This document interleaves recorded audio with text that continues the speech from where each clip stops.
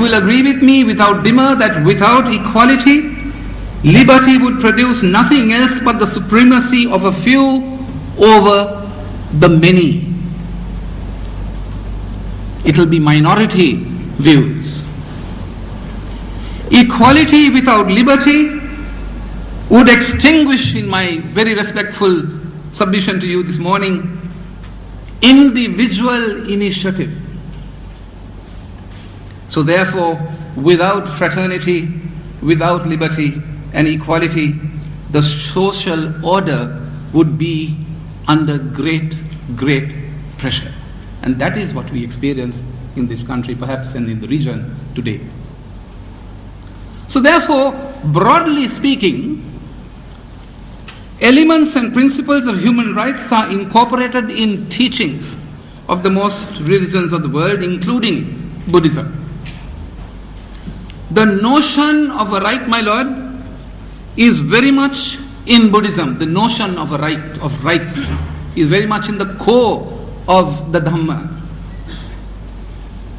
The elements incorporated in the social message of the Enlightened One are part and parcel, I say, of modern day principles of human rights, incorporated in many of the international declarations, covenants, and protocols and constitutions of most countries today. If you look at the right against torture, the Convention against Torture, the Convention against the International of the ICCPR, the Convention on Civil and Political Rights, of Social and Cultural Rights.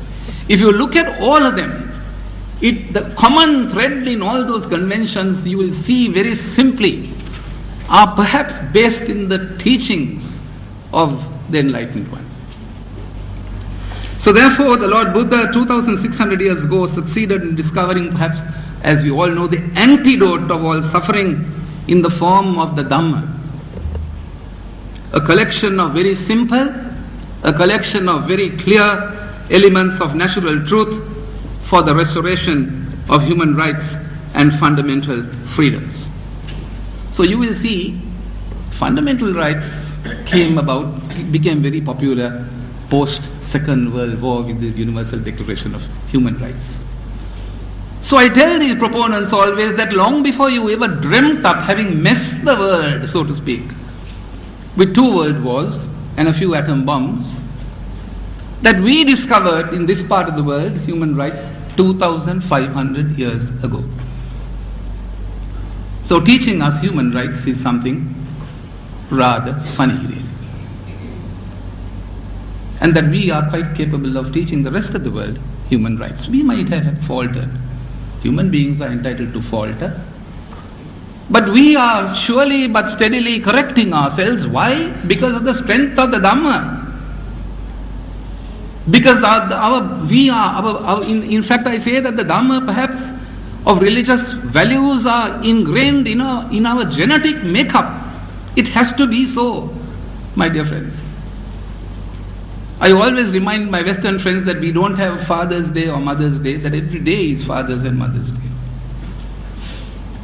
That we live, we don't abandon our parents when they are old.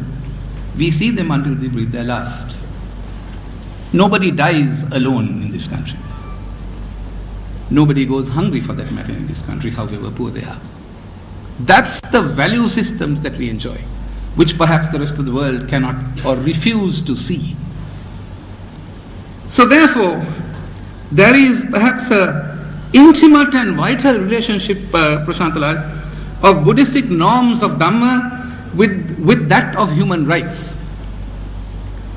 Now certain values embodied in the notion of rights are better served by the notion of rights as Upul was pleased to observe, in the Noble Eightfold Path, the Arya Ashtangika Marga, given by the Buddha. So that the Buddhistic basis for the doctrine of human rights and its provision can be highlighted perhaps in a very simple way, my lord. It provides for the concept of rights in Buddhism, as I said at the very beginning. It provides for the fundamental rights of individuals, interestingly.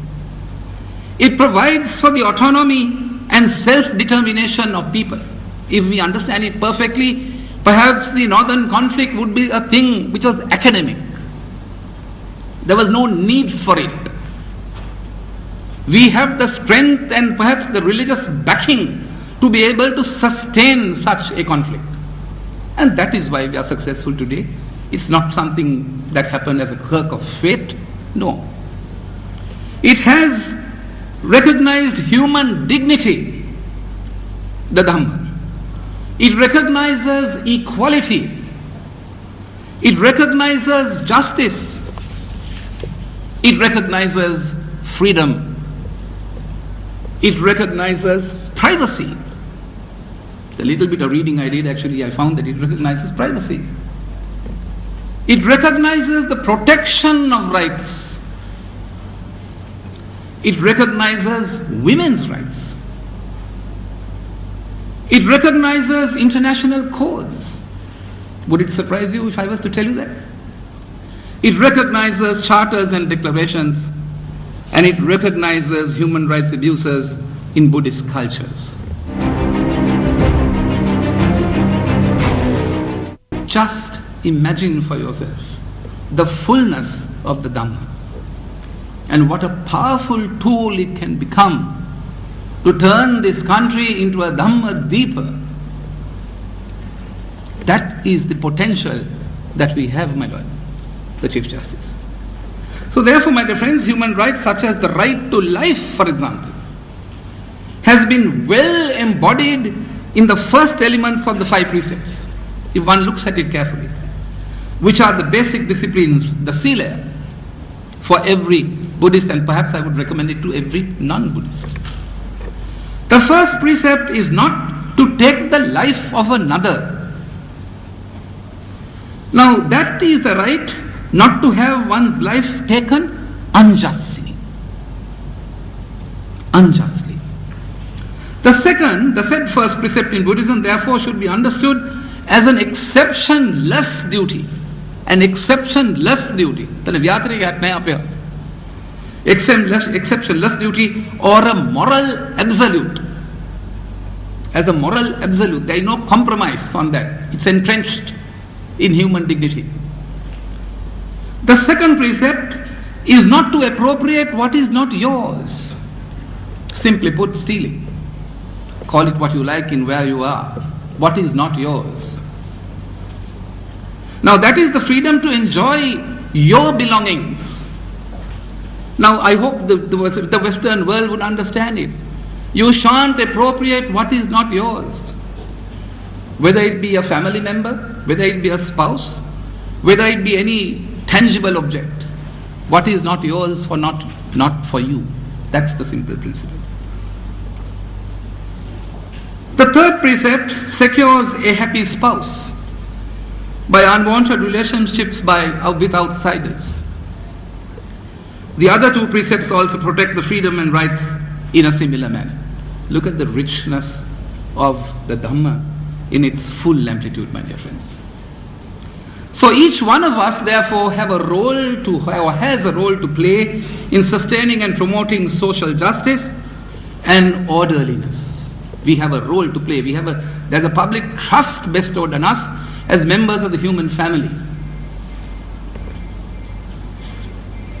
The Enlightened One explained very clearly, and I see it in the readings, that these roles as pupils, husbands,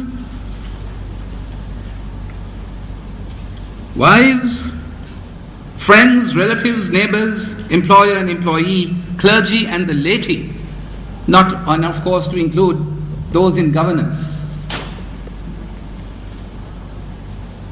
So one sees that no one has been left out.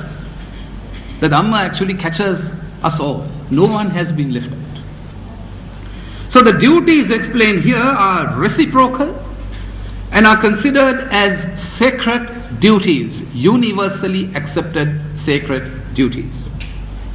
For if observed, they can create a just, peaceful and harmonious society. So my dear friends, I would strongly recommend that we take this message of the Dhamma in its full amplitude, not only in the region, but if possible, to the whole world. Now I think I should perhaps make a note of caution It is not good enough perhaps to perhaps pay lip service to these wonderful teachings, but we have to start leading exemplary lives. What better message than that, my dear friends? So the Buddha has taught us, perhaps if you look at the Sigalavada Sutta, he says, if a husband has a duty to support his wife, the wife has a right to support from her husband. That's what the Sigalavada Sutta says. If the wife has a duty to look after her husband's property, it says the husband has a right to the safekeeping of his property by his wife. If under the Dhamma it is the duty of a king or of political authority to dispense justice and governance impartially, then the subjects, the citizenry, may be said to have a right to a just and impartial treatment before the law. That is what the Sigalavada Sutta says. So since the Dhamma then determines the duties of husbands and the duties of wives, it follows that the duties of one corresponds to the entitlement of rights of others. Now that is the symbiosis or the kind of linkage between the concepts behind that, the teachings.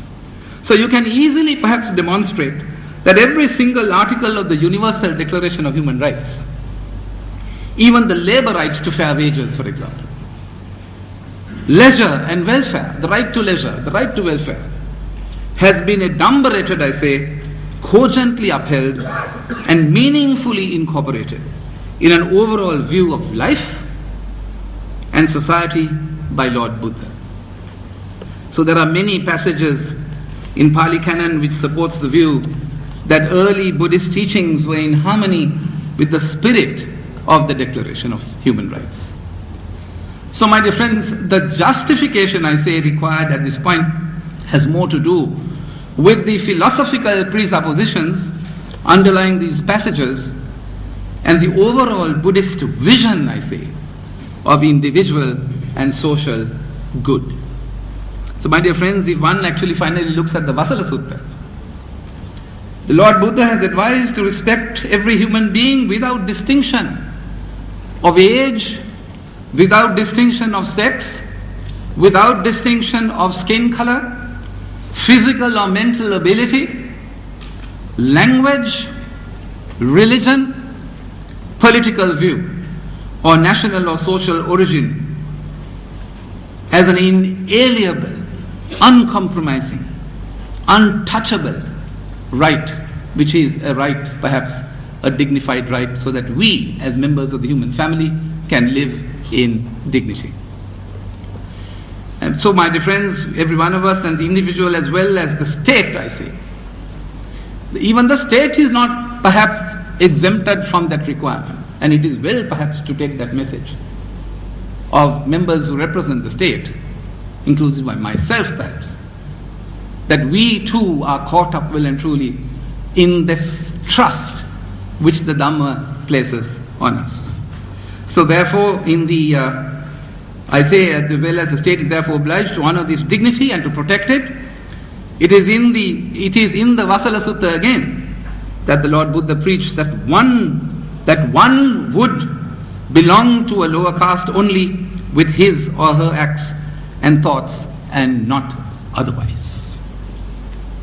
That is the long and the short of the message of this wonderful message that the Buddha gives us. Now let me finish off by just leaving one thought with you. Having been the incumbents of such great teachings, what then, my Lord, has gone wrong with our region? Why is there so much of perhaps unrest, turbulence in this region, in our own country? Why is it that we can't live in peace and reconcile with our brothers and sisters irrespective of their caste, of their religion, their creed, and whatever that difference may be? Are we taking the rituals, are we being ritualistic? The temples are full, spilling over with devotees. අපේ පන්සල්වල දහස් ගණන් මිනිස්සු හැමදාම රොක් වෙනවා. Our churches are spilling with devotees. Literally to the point that all of them perhaps should be canonized, perhaps in some saintly way. But with all this religion that is available to us, with all these great teachings, there is something that is going wrong, something is missing. Our courts, there is an exponential increase of matrimonial causes in our courts, if I was to put it to you. There is an exponential increase of litigation in our courts. At the slightest thing, people run to the courts. That has become a culture, so perhaps. What then is happening to this great legal system, to our the great teachings that we are following? I have in the last 2 weeks perhaps attended more than 5 religious functions. Somebody said, you know, CJ, you should now be canonized or perhaps called blessed. Yeah. But I felt a little shy having said that. Because I myself cannot get the legal system right. For the reason it is rigged with all kinds of malaise. And that is because what is happening to our community then? What is the answer to this, my lords? අපේ හඳුන්නේ මේකට මේ තියෙන ප්‍රශ්නවලට මොකක්ද එහෙනම් පිළිතුර? මෙතරම් ස්වර්ණමය ආගමික ධර්මයක් අපේ තියෙන මේ රටේ මොකක්ද එහෙනම් මේ ඇයි මොනවද මේ වෙන්නේ? මේ කලහරකාරී තත්වයට මොකක්ද හේතුව? What is the reason for that? My lord, I don't know whether you will agree with me. I think we should start teaching the Dhamma in its full amplitude in our homes. Teach our children simple rights and wrongs. As parents, we owe them a duty to teach them what is right and wrong. Today, the single thing we do is drive our children to academic excellence. If you talk to a parent today, they'll tell you how many C's and how many A's and how many B's the child got. But and turns out to be a hopeless human being. Is that what we want? Think about it. In other words, my plea to you today, I can put the best of legal systems in place, my lord, you and I can both get together. With our friends, with Mano, we have brilliant people in this audience today. But we can't get the act right. Why? Why is it that exactly in half an hour's time today, I go to address almost 300 members, Upal and I are going to be there, of the young bar, of the junior bar. Reading their comments, one can sense the kind of revolt that is actually happening within them. Why? Disenchanted with the adult world. They are not disenchanted with the Dhamma, certainly not. They are disenchanted with the adult world that actually fashions their world in some very peculiar way, with peculiar habits. To the point that there is perhaps simple disregard to the fundamentals of the Dhamma. So I think, my dear friends, my plea to you today, perhaps, I commend this great effort. I think we all have to probably say, right, it was just 3 days ago I attended the World Youth Forum in Hambantota. And the president of the United Nations of Youth Federation had this to say. He made a confession that day. He said, we have, these are the words he used, not I. We have messed the world up. This is what he said. අපි අපේ මේ ලෝකය අවුලක් කරලා කියලා පාපෝච්චාරණයක් කළා අපේ හැමතුල. I thought that was a mouthful. Now that is where we are. So we have to put our house right before we start pervading to a global environment. So my dear friends, that is where we are. I say that the Dhamma perhaps is the key. The Dhamma and perhaps other great religious leaders who have actually left us with the teachings, such great teachings, are the key to enriching our lives, to make the planet a better, safer place to live in, where all human beings will live as brothers and sisters of one family in dignity. May I finally leave you with that stanza that we hear day in and day out and which I constantly remind myself of. Sabba papassa akaranam kusalassa upasampada. Sachit Parayodappanam Itham Buddhanu Sasanam.